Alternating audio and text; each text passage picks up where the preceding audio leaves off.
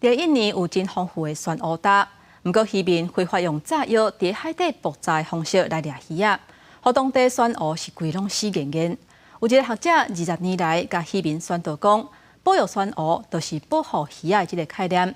今嘛已经有真侪渔民愿意做出改变，做回来保育酸蚵。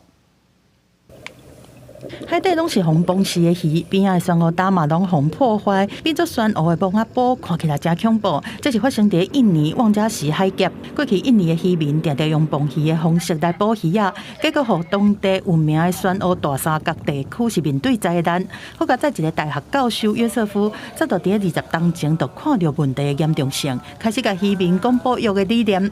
Jadi saya membaca dulu apa sih kebiasaan mereka.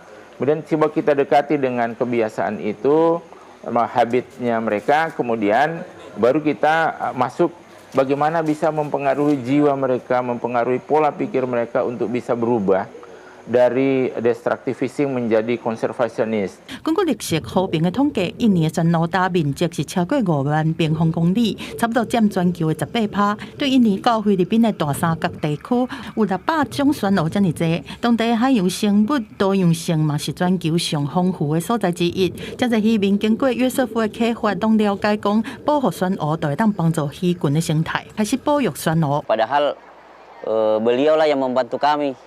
Mengetahui bahwa karang itu sangat berguna untuk kehidupan ikan dan tentunya kami sebagai nelayan sangat tergantung kepada banyaknya ikan.